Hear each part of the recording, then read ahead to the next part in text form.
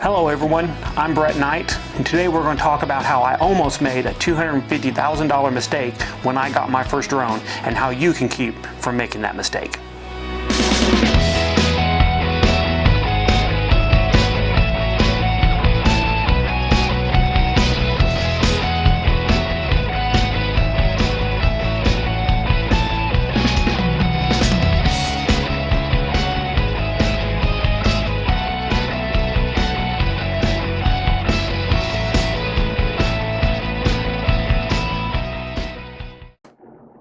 Well, I'm glad you're here with me. It's going to be a little bit different format than what we normally do.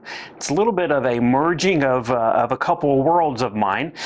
Some of you follow me with the Fry Knight and Looper law page, where we're talking about the law and how it impacts you and your constitutional rights.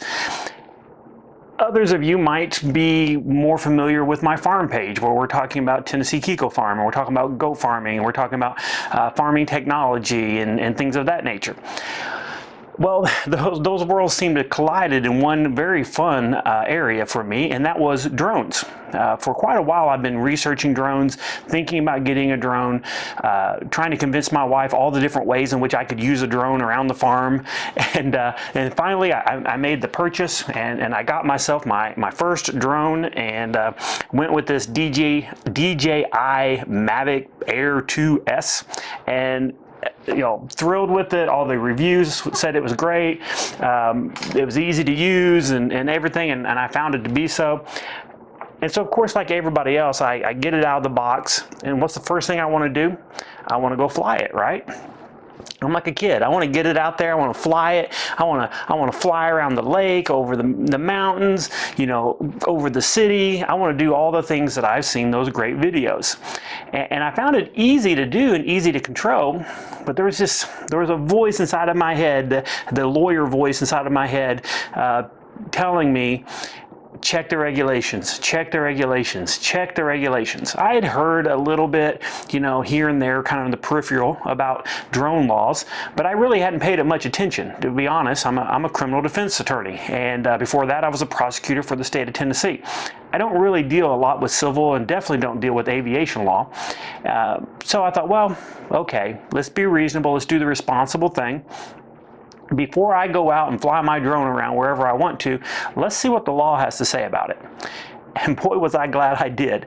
I was shocked. The first couple, I started reading stories. I was reading, what the FAA guidelines were, and then I started hearing something about, Part 107, and there's these rules. But then it was, okay, well, that's for commercial, drone pilots. I'm not going to be a commercial drone pilot, so I don't have to worry about that. But I kept digging, because I'm a researcher. I kept digging the research, and I found out that in a lot of the ways I was planning to use my drone, they considered me a commercial pilot. For example, I was going to be using a lot of the video and pictures on the farm of different goats and the goat herd, and I was going to be putting it on my website, and I'd be using it for marketing purposes, for that. I was thinking about using it at different locations and courthouses and stuff to get pictures to use in my videos for the law practice. And both of those are examples that the FAA considers commercial. So I thought, wow, okay, I guess I'm commercial. What does that mean exactly? And what does it mean if I don't do it? What does it mean if I just went out there and flew this thing? And then I started hearing stories about a company called Skypan. I believe it's out of Chicago. And Skypan, they kind of did what I guess my first instinct was, which was they kind of flew their drones without worrying about what the FAA said and what the law said. They were cited for flying unregistered drones in areas where they weren't supposed to be flying, in ways in which they weren't supposed to be flying. So I thought, well, okay, I guess there's rules for all that. And they were fined $1.9 million. I felt like I should be like, $1 million. They were fined $1.9 million by the FAA for flying unregistered drones in places they weren't supposed to be and in ways that they weren't supposed to be flying. So of course, my instinct kicked in, and I start saying, okay, well, how are you supposed to be flying these drones? Where are you not allowed to fly these drones? And what needs to be registered, and how do I become a certified pilot if I need to do that? And I've ran into other stories. There was another individual more recently that he was fined $182,000 for flying without having his certification as a commercial pilot, drone pilot. So I was convinced. $182,000, $1.9 million, and hearing that the FAA can impose $32,666 fine per incident that you do wrong, and you can have multiple incidents in one flight, and they can impose a $250,000 penalty. So okay, $250,000, you got my attention. You have my attention at a whole lot less than that. But so I realized, okay, obviously they're serious about this, imposing $1.9 million fines, which I think they ultimately settled for $250,000, which is a huge number. Somebody else being fined $182,000. The government's taking this very, very serious, so I guess I'm going to have to as well. So I had to look into it. What do I need to do? First of all, let's verify, do I really need to get this certification? And the answer, as I alluded to earlier, came back yes.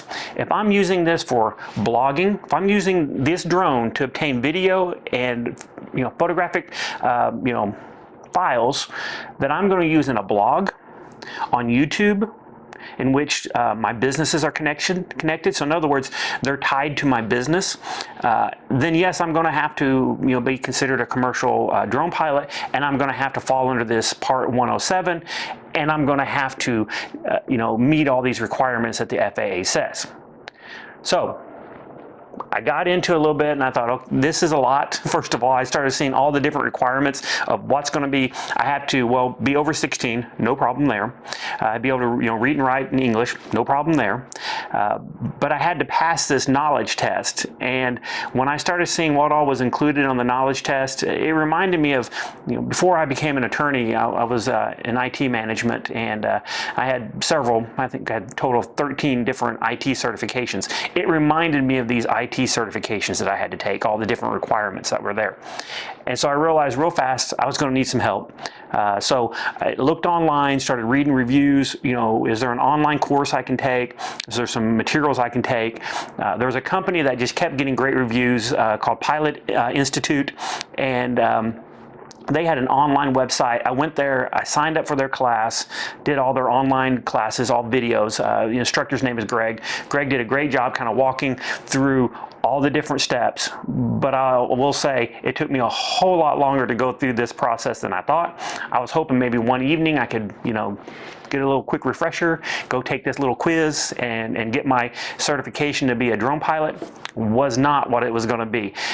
You end up spending about 20 hours, I believe. It looked like about 20 hours, sorry, Pilot Institute if I'm quoting wrong there, but I believe it was about 20 hours worth of videos, instruction. And it was a ton of stuff. There were charts that I had to learn to read to determine whether or not I'm in restricted airspace, and if I was in restricted airspace, what kind of restricted airspace, what elevation did one restriction or classification end and another one begins. There was weather data, frequencies, recognizing obstacles, the law. I had to learn about lift and drag and bank. I had to learn how to read airport signs, military zones. Let's just say take the class. There was no way I was going to get all that information otherwise. And this is the supplement book that you're provided when you're taking the test. This is the supplement book you have to use while you're taking the test. Like I said, it's a whole lot more than I ever thought it would be. I'm reading charts like this, and I know you probably can't read that. I'll try to zoom in a couple pictures. I'm not trying to scare anybody off. I just want you to understand this is how serious the FAA takes flying a drone. So there was a lot of information. I went through all the classes. I went and took the class, or took the test, had to drive an hour away to go to an airport where there was an FAA testing facility, had to take a proctored exam, and you have to score above a 70, and I passed it, got my little license, and you get your passing score, and then you have to submit it to get your license that the FAA mails off to you. So it's a whole lot of information, but the big thing I want to kind of take away here is, one, If you're using your drone for anything other than entertainment, you have to be a licensed pilot. So here's my 10 takeaways on this, my 10 things that you need to know before you fly your drone. One, you need to determine whether or not you are commercial or not. And how the FAA defines that is, if it's for pure entertainment, then you're not commercial.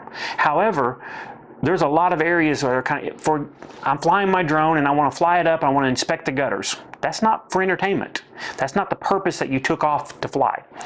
They're only looking at the purpose. It's not really about money, it's about the purpose for which you flew the drone. If I'm flying my drone and the purpose is I want to gather pictures and videos of my goats to put on my website, and from my website I sell my goats, that's not for entertainment. No matter how much fun it is doing it, it's not for entertainment.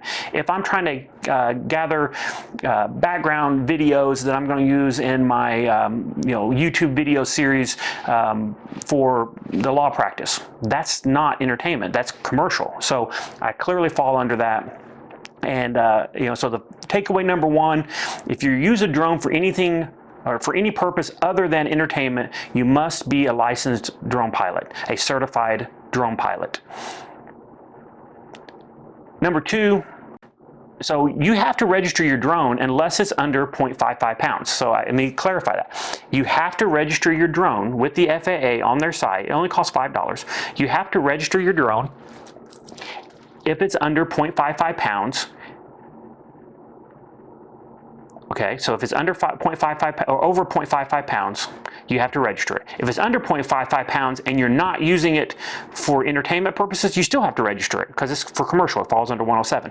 So the only way that you're not going to register your drone is if it is under 0.55 pounds and is only ever going to be used for entertainment. So again, the vast majority of the drones are over that weight, and even if it were under it, a lot of people are using them for what would be considered commercial if you're using it in your blog and such. You must keep your drone in line of sight at all times. This is one of the things I kept looking at in the very, very beginning. I thought, well, surely these drones can fly a lot further than that, but the FAA requires that you must keep your drone in line of sight at all times. Very important. You cannot drink alcohol while you're flying a drone or within 8 hours before you're flying the drone. So no having a beer while you're flying your drone around the neighborhood. I know as much fun as that sounds, you can't do it. And you cannot have drank alcohol 8 hours prior to flying the drone. So there's pretty clear guidance there. You must verify the airspace you're flying in. This is more important and complicated than I thought in the very beginning. We're not talking about you must verify if it's your neighbor's land. That's not what we're talking about. We're talking about airspace. We're not talking about land and ground. We're talking about airspace. You have to know, is the space I'm flying in restricted space? Is it near an airport, for example? Is it near some kind of critical infrastructure, power plants, things of that nature? So you have to be able to verify that. I won't get into all the ways that you can verify that, and I won't get into all the different kinds of space because that's something you're going to have to learn whenever you go through the class. It's very complicated. It took me hours to kind of get it all down, but you have to verify the airspace you're flying in. You cannot fly over people without specific requirements being met. And again, there's all different kinds of requirements. Is this a 2 drone or a 3 drone or a 1? And it depends on the size, and it depends on the thrust force of the propellers. Just understand you cannot fly it over people without meeting specific guidelines that the FAA has laid out. And you also can't cause, produce a hazard to property either. So flying too close to a building or flying too close to vehicles and flying around vehicles, again, all of that gets complicated. All of it is covered in the classes. You just have to take the classes to understand it. If you're flying over cars, you're flying over people, and you're not meeting these guidelines and under 107, you're doing it illegally. And that's when these other companies and people were fined for flying in an illegal way, that's kind of the examples that they could be doing. You have to be 16 years old to apply for the license. So if you're, if you have you bought your kid a drone for Christmas and they're, 14 years old, well, they could register it because you have to be 13 to register, but they can't become licensed. So they can't, fly around and take videos for you, and you use them, in some way that's not entertainment only. Need to know that if your drone causes serious injury or over $500 in damage, it has to be reported to the FAA. kind of related to that. If you're ever flying your drone and it quits working, you know, in such a way, I don't mean if it quits working and crashes. I mean if it quits working and the controller quits controlling it and it just flies off on its own without you being able to control it. That has to be reported, you know, to the government. And finally, local law enforcement and federal authorities may require you to show your license and documentation for your drone. They can come up to you and say, you know, hey, Mr. Knight, I see you flying your drone here. Let me see your, you know, what's your purpose you're flying it for? Let me see your paperwork. Let me see your logs. Let me see your license. Let me see if you've got any, if I'm flying it and I have to have some kind of an exception that I've requested from the FAA to fly in certain areas or in certain ways. They would want to see that. If I'm flying at, you know, civil, you know, kind of, area, if I'm flying at certain times of day, if I'm flying 30 minutes before sunrise, 30 minutes after sunset, I have to have certain, you know, strobe lights on my drone they could check to make sure that's there. So you can be stopped by the government, by local and federal authorities and check. So I would have made that mistake, could have been a $250,000 mistake, and I don't want you making a mistake that could cost you any amount of money. So did this quick video. I hope it's useful and helpful. Let me know, you know, if it is, and again, hopefully you can find a class like I did. You know, it worked out good for me, and I'm out there. You can see some, you know, video here. I'm out flying it around and doing the things I want to. And if you want to go to, you know, if you want to go to Pilot Institute and sign up for the same class as I did, I scored a 90, by the way. I mean, I was happy with that. I scored a 90% on my test, which was 20% above what I had to. So I was definitely prepared afterwards. And again, I'm not affiliated with them. They don't pay me any money to talk about them. It just worked for me. It was, you know, very good. I've taken a lot of online classes. They did a great job. It's very organized, prepared. He knew his stuff. Greg knew his stuff. So I would recommend them. But so if you're going to use it for your blog, you're going to use it for your website, and you're selling things off your website, you know, you have to get your certification. You know, go get that done so that you're not running afoul of it. Again, it took me a few days to get through it all. Kind of a pain. I had to take some time off to go to, you know, an hour away to take the test. But now that I have done that, I can go fly my drone and I don't have to worry about it. I know how I'm supposed to fly it and I can enjoy it. And again, it's a ball. I love my my Mavic Air 2S, and it's great. I can see me, you know, even getting even more into this hobby and using it on my blogs and websites. So I hope you do. Happy flying. I hope you enjoy. Just let's make sure we're doing it legally and the correct way. And I can understand why now, kind of going through the class, why the FAA is trying to regulate this. We don't want it to operate these drones in a reckless or a dangerous way that causes damage to people, to property, flies in airspace where we could cause damage to airplanes. So I understand why they're regulating it. It is kind of a pain when you're going through it, but I do understand why there's a good reason for it. So let's all fly safely and have fun. Thank you for joining me. And again, this is kind of a combined, this will be on both my YouTube page for the farm, for Tennessee Kiko Farm, and I'll probably go ahead and put it in one of the, you know, areas on the Fry Night and Looper, because it is law related and it is something that I'm going to use. I'm going to do an additional video talking about agricultural uses of drones, some of the research that I've done and how their drones are being deployed and used in agriculture, specifically in like row crops, for fertilizer, for seeding, for orchards, you know, how I plan on using it here on the goat farm, both for being able to fly out, check fences after storms and bad weather, to check, you know, the health of the animals out in the herd, to see if I have a goat down during kidding season, to see if there's, you know, kids that have been born over remote areas, to be able to check on them, to fly around and kind of do a predator patrol to see if any coyotes are, you know, working around the hillsides. You know, so there's lots of ways, and even kind of herding the goats a little bit. There's lots of ways I plan on using it for the goat farm. So I'll do another separate video on that. But take care. Thank you for joining me.